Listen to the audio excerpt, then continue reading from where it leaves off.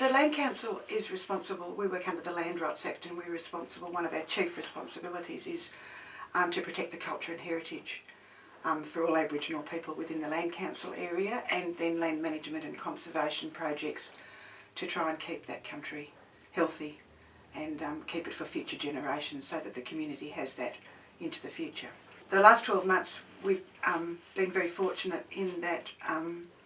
we've been involved with a number of partnerships and community projects that have been really successful and that we're really proud of. For example, there was one of the very, very ancient burial sites. The skeleton came out with the floods, and the community's given permission to date and also DNA test those remains. So we were part of with the Culture and Heritage Officers from here, part of the excavation, and then part of he's been reburied already. The very exciting thing about that is the archaeologist has advised me that he's dating at about 25,000 years, which makes him extremely significant. He was a man who was nearly 7 foot tall, a giant warrior of a man, and it will be very interesting if we can get any DNA results from that. That was with clearly with the Office of Environment and Heritage. And then the other thing that we've been most fortunate with in the last 12 months is up until quite recently we had no national parks in our Land Council area, and some of the forestry areas have been converted to national parks and nature reserves. So we now have a Lachlan Valley National Park, and because of our previous work with Culture and Heritage in identifying areas and surveying areas, Office of Environment and Heritage have worked in with us to commence and complete some of the surveys in some of those areas. Because of some of these projects we've been running, we've been looking at training some of our staff as well, and we've been lucky in that we've done a partnership with TAFE, Western TAFE, that there's a 12-month full-time course, so that most of our workers are doing the conservation and land management course, so that it will increase our capability and capacity to deliver those land management programs into the future and help us with getting funding to ensure that we can deliver those works. I guess because we've developed quite a good reputation, not only in the Land Council network but with other people that work in culture and heritage, that we were approached by an archaeological firm to do a project in partnership last year, and that was sampling certain sites along the Lachlan River and looking at developing a predictive model so that when developers and mining companies come in, we will know from the landscape and what's going on there and our information that if it's a high or a low probability of there being significant sites there.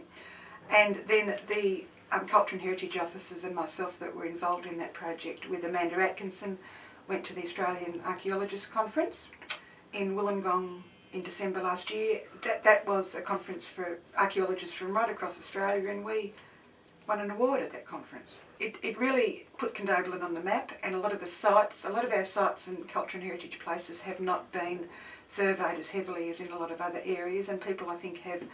tended to underestimate the diversity and the types and quantity of very special sites that we have, and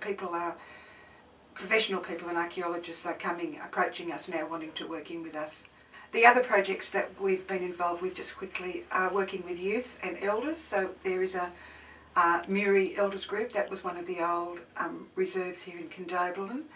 We've helped them with a management plan and getting funding to protect at the Muri, and then working in with them to have the research done to have that declared an Aboriginal place, so it